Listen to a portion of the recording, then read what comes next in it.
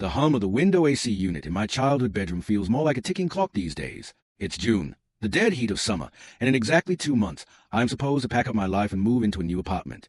It was a plan born in the optimistic chill of last December, signed and sealed with the two people I trusted most in the world. We were a trio, or so I thought. But as the moving boxes sit empty in the corner, the architectural foundation of my entire upcoming year is quietly, catastrophically turning to dust. I am currently taking a gap year, a liminal space meant for self-discovery, saving money, and pausing the academic grind. Truthfully, I didn't even want to sign this lease. The financial weight of it loomed over me like a specter. Every single dollar I earn at my job over the next 12 months is already spoken for, entirely swallowed by my portion of the rent. I hesitated, but they begged me. When your best friends look you in the eye and map out a sanctuary for your final year, promising a safe, shared haven, you swallow the financial anxiety and you sign. You sign because you love them, and because you believe the contract extends beyond the legal parchment, that it's a pact of mutual protection. My stakes in this living situation are uniquely high, tethered directly to a 9-pound miniature dachshund who is currently curled asleep against my hip. He is my emotional support animal, legally registered on the lease. But more importantly, he is a deeply reactive dog. To the outside world, his small frame makes his fear look like aggression, a furious blur of barking in overprotective panic when unfamiliar faces invade his territory. He doesn't handle strangers. He doesn't tolerate the unpredictable coming and going of people he hasn't spent months learning to trust. That December lease wasn't just a financial commitment. It was a calculated safety measure for my dog. He adores my two roommates. He knows them, accepts them, and thrives around them. Bringing him into an environment where they were my only cohabitants was the only way I could ensure his well-being and my own sanity. Now, that safety net has been violently ripped away. Out of nowhere, one of these best friends decided she wanted to transfer colleges for her final year. She wants a different city, a different campus, a different life. And in pursuing that new trajectory, she is casually abandoning the ruins of the old one, leaving me and our remaining friend entirely stranded. Because she holds a legally binding contract, her immediate solution is to find a random subleaser to take her spot. The sheer panic of it hits me in waves. With only 8 weeks left until move-in, the rental market is an unforgiving, high-velocity scramble. She won't have the luxury of vetting people for compatibility, kindness, or animal awareness.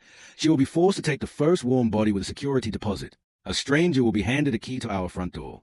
A stranger will occupy the kitchen, walk through the living room, and exist in the intimate, shared spaces of our daily lives. For my dog, this is a psychological nightmare. I can already see the future playing out. The constant, agonizing tension, the explosive barking every time a doorknob turns, the frantic management of boundaries, and the inevitable hostility from a random roommate who didn't sign up to live with a reactive animal. My home will no longer be a sanctuary. It will be a high-alert war zone, and I will be trapped in it, paying for the privilege with every hard-earned cent of my paycheck. What compounds the heartbreak of this betrayal is a bitter taste of déjà vu. This isn't an abstract fear. It is a vivid, recurring trauma. Last year, this exact same roommate and I were on the receiving end of a catastrophic housing abandonment. We signed a lease with 3 other friends who backed out at the 11th hour, forcing us to live with 3 random roommates. That year was a living hell. They were actively malicious, manipulating our food, weaponizing passive aggression, and retaliating whenever we didn't bend entirely to their whims. It escalated to the point where they violated the sanctity of my private space, entering my bedroom while I was away on vacation. I had to install a security camera just to protect my belongings and my dog's safety. They went so far as to put my toothbrush in the toilet. She was there beside me through all of it.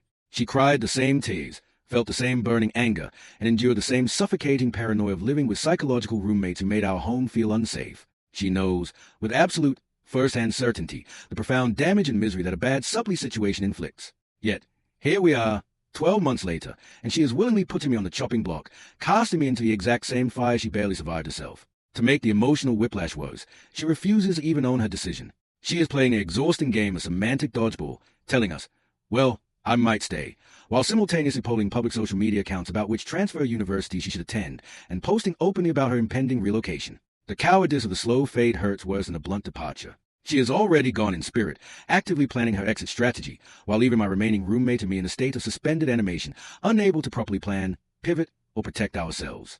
I look at my dog, snoring softly, completely unaware that his safe world is shrinking by the second. I think about the grueling hours I will work this year, trading my time for rent money that will fund a living situation defined by anxiety, hypervigilance, and broken trust. The legal document we signed in December feels less like a shield and more like a trap.